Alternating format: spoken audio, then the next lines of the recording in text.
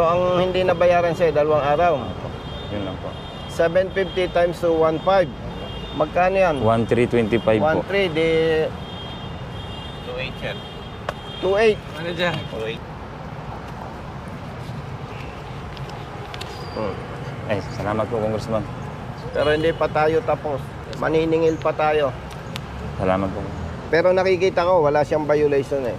Kaya ko lang pinalitan yung kanyang multa at 2 araw na sweldong hindi niya natanggap. Nakakaawa naman. Yes. At pag hindi pa siya Alam mo, brother, complaint sheet, sir. super bagal eh. Imagine brother, 1 month na.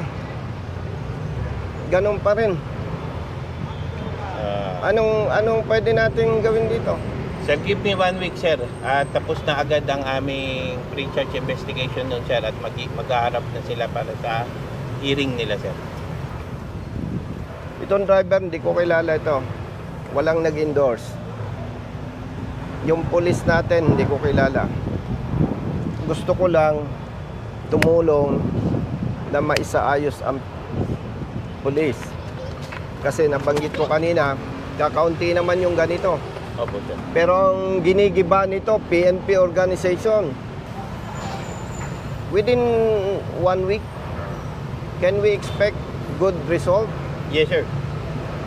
sa level mo? On my level, sir. Recommendatory ka naman eh. Yes, sir. Magandang araw mga kaibigan. Yan po, nasaksihan natin kung papaano mabilis na tinulungan ni Congressman Busita ang isang tao na lumalabas inapi ng isang pulis. Napanood ko itong video na ito sa vlog channel ni Colonel Busita Arsap. At ako talagang natuwa ako at mayroon pang ganitong dating pulis na isang public servant congressman na talagang may malasakit sa mga tao, yung mga inaapi sa lipunan. Biruin nyo, isang buwan na yung reklamo ng tao, yung tao kinuha ang lisensya na wala namang sapat na basihan. So itong tao, itong nagreklamo, napunta sa pulis, tapos nagreklamo din siya kay Colonel Busita at personal na pinuntahan ni Colonel Busita. Kinausap niya yung police colonel na in charge. Isang buwan na ang reklamo doon, tinutulugan ng pulis. Grabe.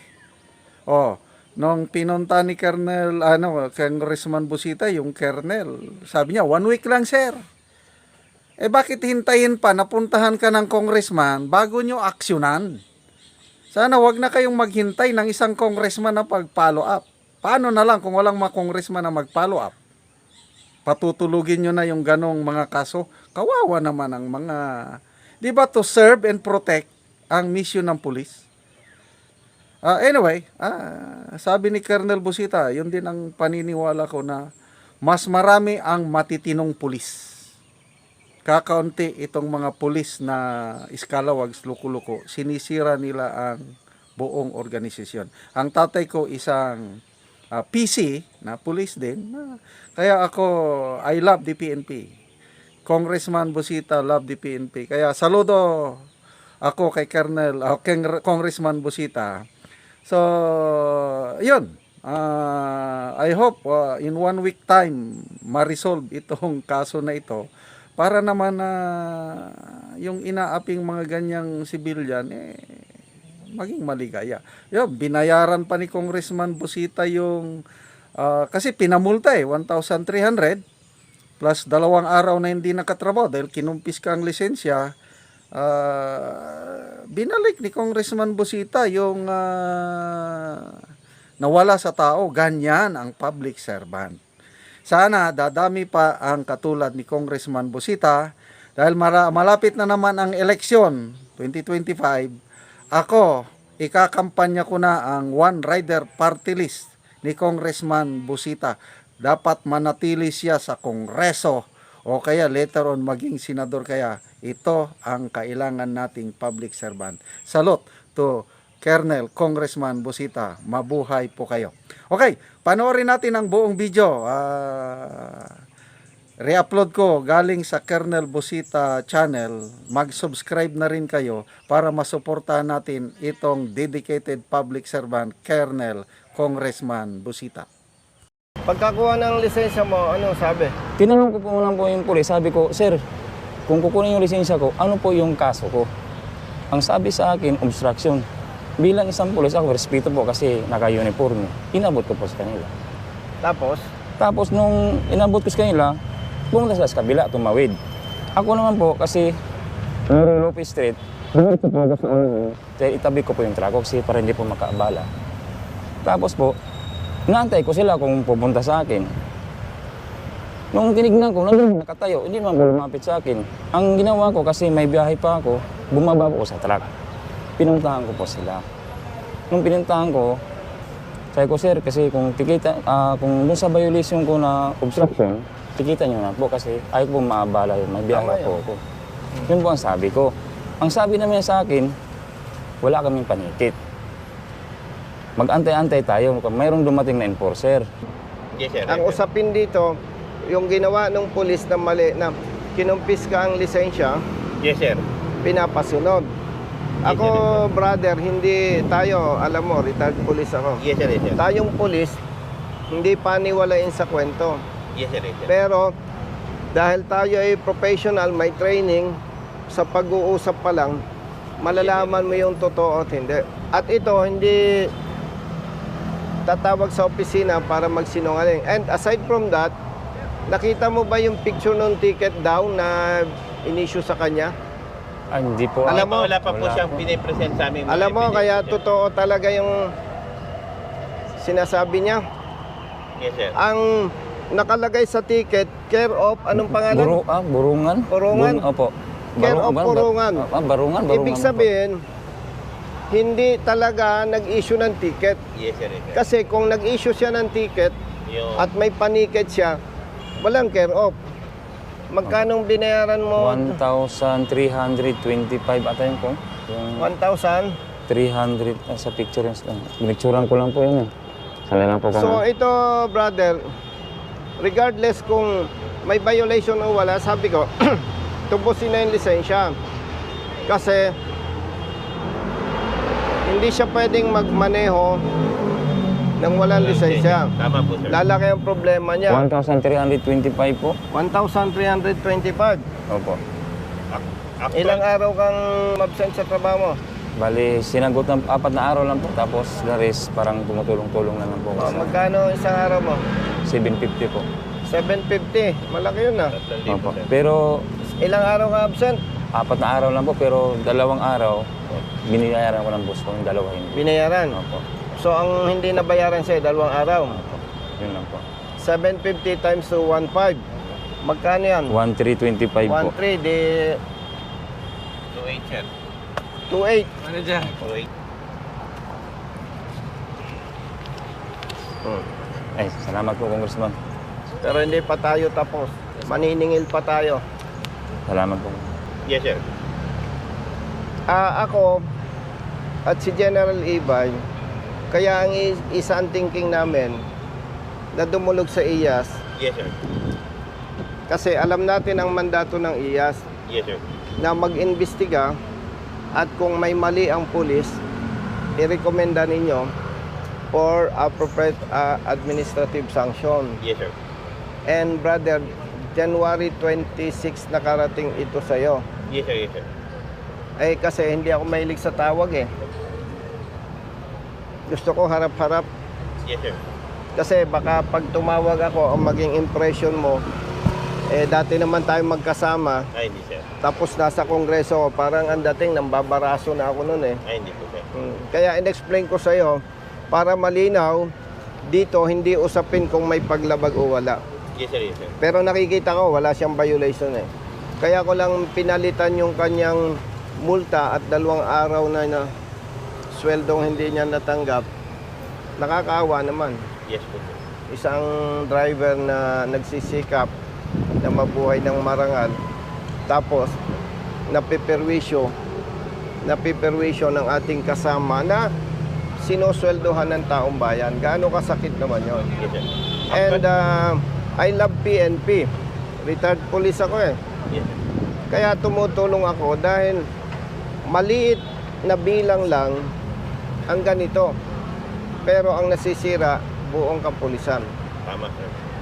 Matanong kita, brother, ano na ang masasabi natin para sa kanya na matutuwa siya? Ano na ang status ko nitong kanyang complaint? Sir, inalaw namin, sir, sila na makausap, sir, nung aming investigador at yung police, sir. Hindi, wag na natin. Nagkaroon sila Brother, ng confrontation, sir. Wag na nating pahabain. Yes, sir, yes, sir. 'Di ba ang issue administrative complaint? Yes, sir, yes, sir. Sa administrative complaint, brother, ang establish lang kung whether totoo o hindi ang sumbong. IER, sir, yes, sir, yes. Tama ba? Yes, sir, yes, sir. At pag nakita natin mayroong irregularity sa performance ng ating tropa, mayroon siyang administrative violation or Yes, sir, yes, sir. liability. Tama ba? Yes, sir, yes, sir. Ngayon, isang buwan na, eksakto. Ano ng status? Ngayon po, sir, ipapa-receive namin dun sa mga police yung kanilang Brother, nakakalungkot na isang buwan na, Yes, sir, yes. ngayon ka palang magpapareceive. Ang naging sitwasyon lang kasi namin po, sir, unang-una, sir, is hindi pa, sir, sila nagkaroon ng maayos na pag-uusap ng aming Brother. investigator, sir. Brother, excuse me. Yes, sir, yes, sir. Ang linaw, oh. Ang linaw. Nakausap yung investigator, pinagawa ka ng statement. Opo. Nasa kanila. Opo. Oh. Nandun tas, Di ba? Ay, sir, hindi kami yun, sir. Excuse me. if yung ano, Gai yun, gai, sir. Excuse opo. me. Yes, sir, yes, sir. Gai. Nakarating sa iyong issue. Yes, sir, yes, sir. Kung ako, nasa position mo, nakarating sa iyong issue, kakausapin ko ito.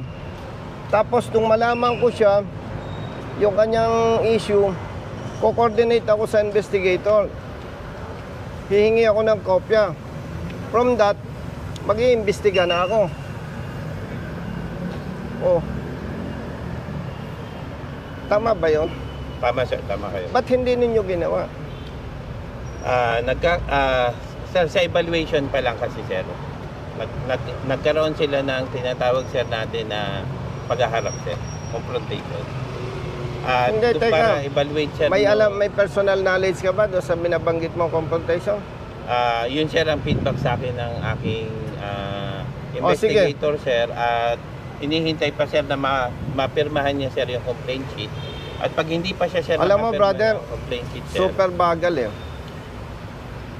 Sabi ko naman sa'yo, dati akong pulis eh.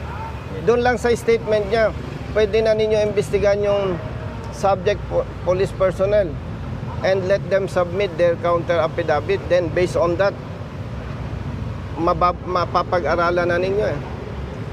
Imagine, brother, 1 month na. Ganun pa rin. Anong pwede natin gawin dito? Sir, give me 1 week, sir. At tapos na agad ang aming pre-charge investigation nun, sir. At mag-aarap na sila para sa hearing nila, sir. Ganito ha. May record yan sa GAI, sir. City Hall, City Government. May ticket na in-issue yon. Nakalagay doon, care of doon sa police. Based on that, mapuprove na agad natin na hindi siya inisyuhan ng ticket. Yes, sir. Kasi kung siya ay inisyuhan ng ticket, hindi care of. O ganito na lang, brother. Itong driver, hindi ko kilala ito. Walang nag-endorse. Yung police natin, hindi ko kilala. Gusto ko lang tumulong na maisaayos ang police. Kasi nabanggit ko kanina, kakaunti naman yung ganito. Opo, sir. Pero ang ginigiba nito, PNP organization. Within 1 week, can we expect good result Yes, sir. sa level mo? on my level, sir. Recommendatory ka naman eh. Yes, sir. Please coordinate with investigator from Gaig. May statement siya doon. Napakaganda na baka mamaya mag-conflict pa yung statement mo. Huwag ka nang gumawa ng statement Opo. kung ano na yung nandun. Kunin ko na lang yun. Baka pag nagbigay siya ng another statement, may nabanggit siyang one word lang na conflict doon sa nauna. Opo. Ikakalaglag naman ito. Kasi alam mo, yung magkwento ka ng 1 month ago, Opo, sir. Totoo yun. iba yon. Kaya, pakinig mo naman, nagbigay siya ng statement sa GAIG. May perma ka doon? Meron po. Ayun. Isinulat ba yun sa platter? Nakalagay po, pero ang lang po nasa inyo, inakit mo sa taas eh. Pinasa po. Kay... Punta tayo sa GAIG, brother. Halika. Itratuhan